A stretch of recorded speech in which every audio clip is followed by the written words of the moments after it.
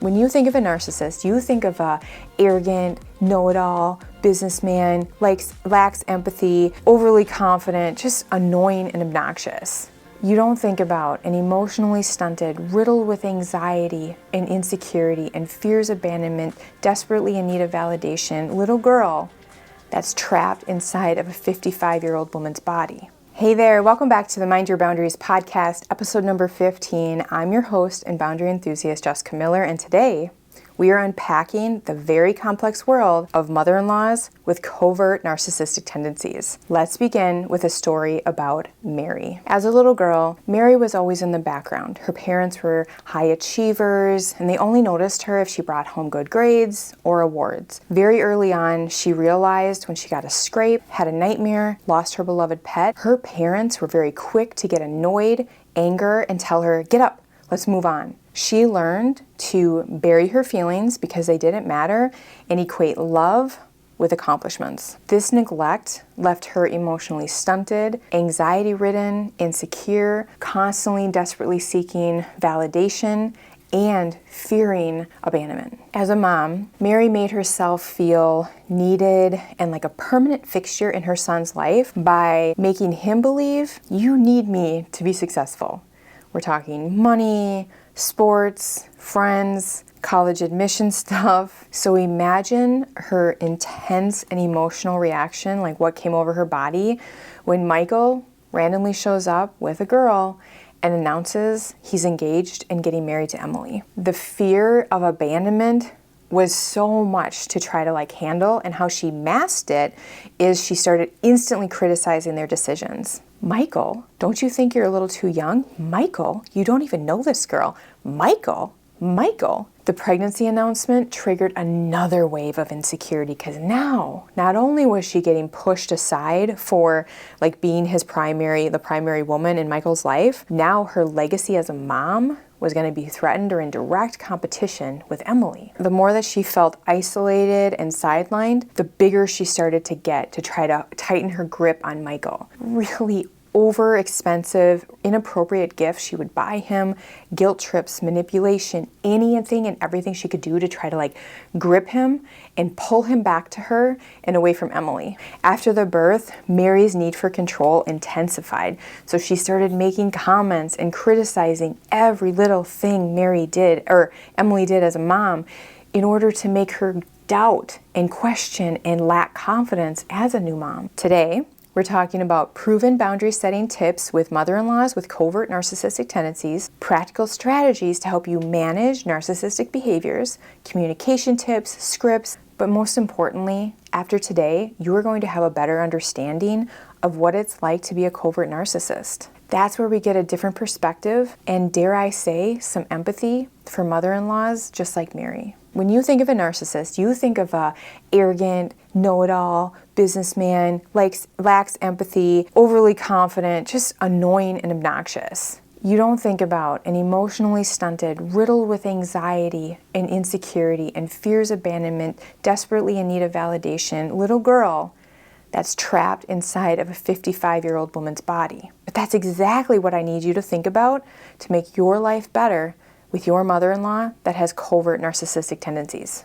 A quick Google search will tell you that a covert narcissistic mother-in-law is passive-aggressive, they lack empathy, they gaslight, they play the victim, they use manipulation to control you. But here are some of the things that you might not consider, but they're definitely signs. Sensitivity to criticism. Covert narcissists, like Mary, react very defensively to any slight or criticism. Now remember, you're not talking to an accomplished 55-year-old woman.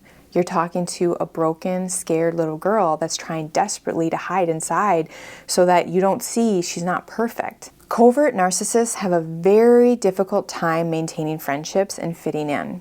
So you will notice that if your mother-in-law has these tendencies, she probably doesn't have any long-term friendships or really deep relationships. And that's because they lack empathy. That's what you need to really cultivate a deep bond, and they can't do that. So what they'll use is social media for validation. Covert narcissists tend to self-deprecate for attention. In this way, they feel like if they self-deprecate, it sets you up to have to say, oh no, Mary, that's not true. You're so, and then you fill in the blank. So they just kind of like set you up to feed them the compliment that they need, which is admiration, validation, anything. I mean, it's like you can't fill them up enough because they never got it as a little kid. They are hyper focused on self-important. You could have your mother-in-law do the smallest, littlest thing, and she expects excessive praise for it, like a lot of acknowledgement.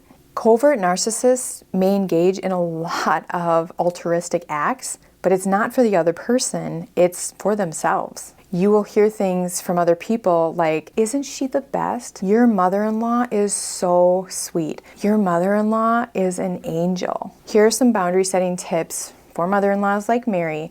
And I want to be clear, just because I want you to understand Mary's background, that helps us empathize with her and really know what it's like to be her, but I'm not excusing her behaviors.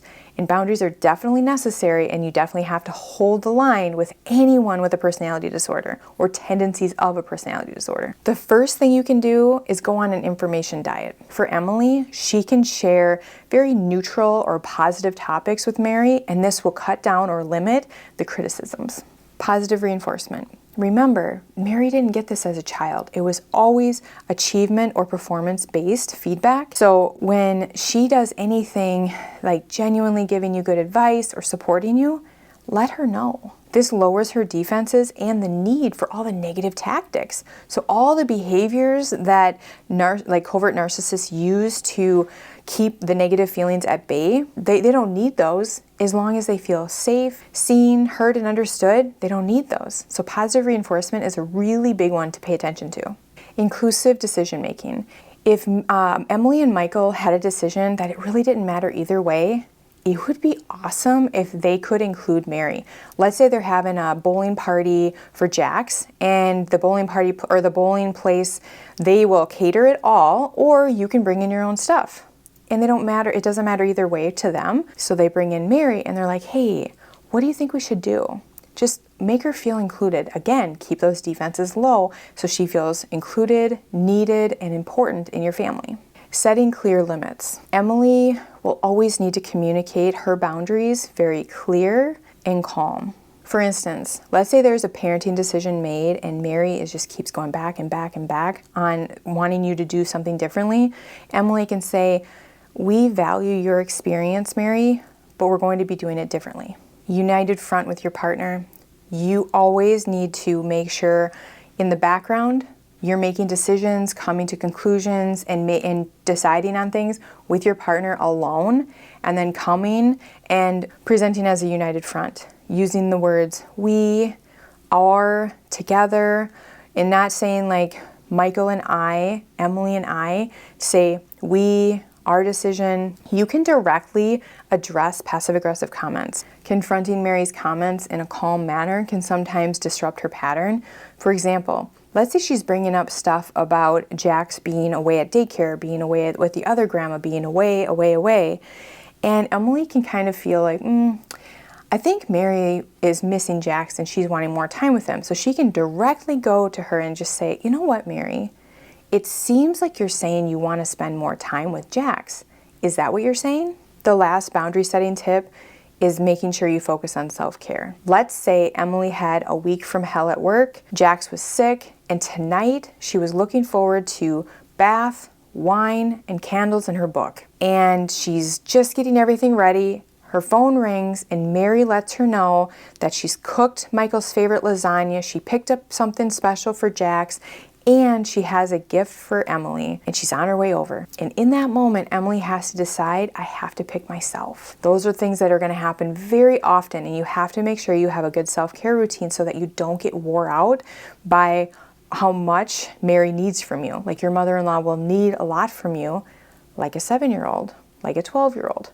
And so she needs to have a firm boundary and just say, ooh, you are so sweet for always thinking about Michael. Thank you so much for picking that up for Jax, and I can't wait to see what you got me.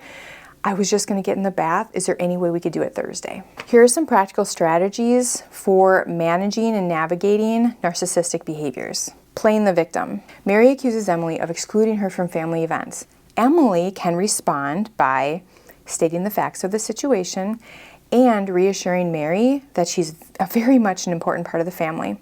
Then she can say, I understand you feel left out. Let's look at the calendar together and plan some family events that includes everybody. Gaslighting. Mary is starting to imply that Emily is not a good mom. Emily can stick to the facts, reaffirm her parenting choices, and she might even respond by saying, I appreciate your concern, Mary, but I'm confident in my parenting, but I'm happy to discuss any concerns you might have. Lack of empathy. This is a big one. And let's say Emily shares a story with her, like a personal story or a personal struggle, and Mary dismisses it. Emily can respond by acknowledging Mary's perspective and maintain her boundaries by saying, I see you have a different view on this, Mary. I just wanted to share my feelings. Passive-aggressive behavior, another big one and very common. Mary gives Emily the silent treatment after a disagreement. Emily can address this behavior directly in a very calm way and kindly by saying, I've noticed you've been quiet lately, Mary. Is there anything you would like to talk about? Projection. Mary accuses Emily of being selfish. Emily can reassure Mary while not accepting this unjust accusation by saying, I'm sorry you feel that way, Mary. I try to consider everyone's needs, including yours. In each of those scenarios, Emily demonstrates empathy and kindness, and she also reaffirms her boundaries so that Mary's behaviors, they don't overtake her and overstep.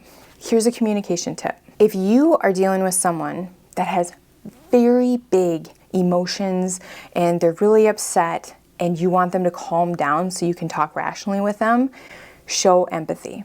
For Mary specifically, she never got to see empathy. So you have to remember, it's not a 55-year-old acting irrational like this. We have a little 7-year-old trapped in her body showing me all these behaviors because she's freaking out.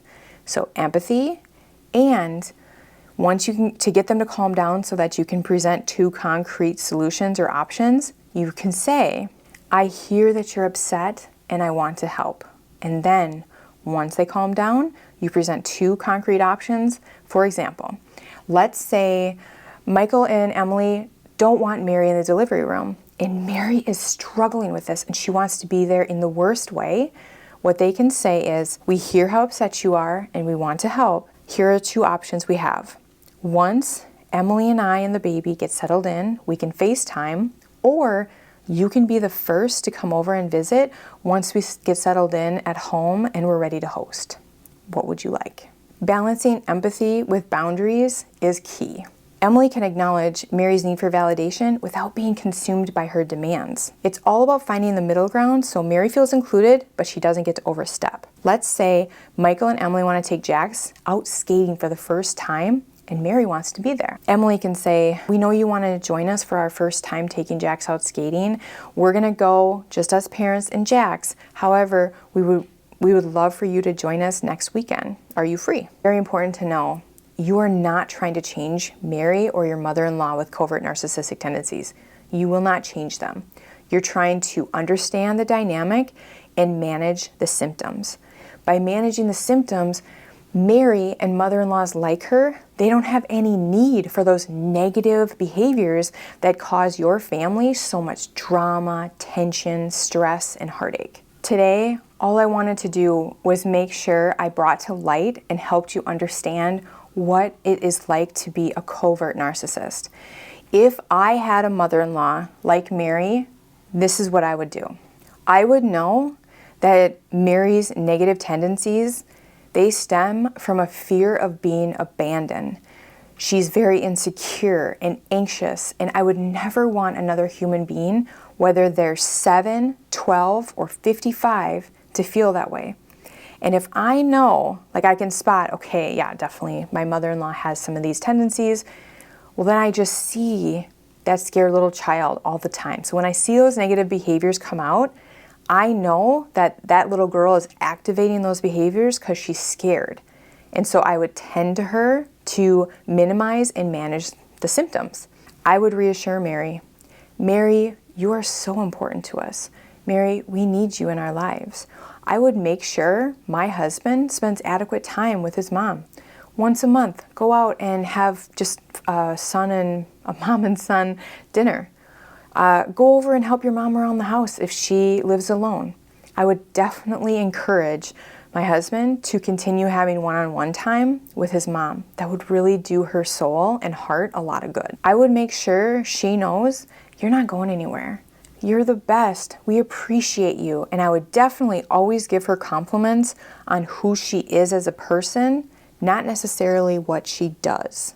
Because all her life, she got accolades and attention based on performance. And I'm going to nurture the little girl inside of her that got ignored. That's the key. Like, I love how you interact with Jax. You can just tell he's glued to you. He loves the way you look at him. I just love how you're so open to helping me and giving me advice, even though I don't always take it, even though I don't always do things exactly the way you did. I really want you to know I appreciate that you always take the time to tell me. I would build up my mother-in-law so much that she feels like I know she's important. I believe she's necessary and needed in our family, that she's not going anywhere, and I would support the mother-son relationship. That is how I would manage a mother-in-law with covert narcissistic tendencies. I have so much love and respect for people that struggle with personality disorders. Once you understand what it's like to be them, how could you not have so much empathy for them? I get along really well with people with a personality disorder because I don't make them feel defensive. I make them feel seen. I make them feel heard. I make them feel respected. It is so important that we start to understand people more than demonize them. You are not going to find these strategies everywhere, and this is not going to be encouraged. It's all about firm boundaries, keeping a distance. But can you imagine if you are a mother-in-law with covert narcissistic tendencies and you fear being abandoned, being irrelevant, not being needed, you're insecure, you're anxious, all these things, and then you feel this? How do you think you're going to react? Oh my gosh, you are going to freak out. And this whole episode is about what can we do to make sure she doesn't freak out. I hope this was helpful. Until next time, make sure you mind your boundaries.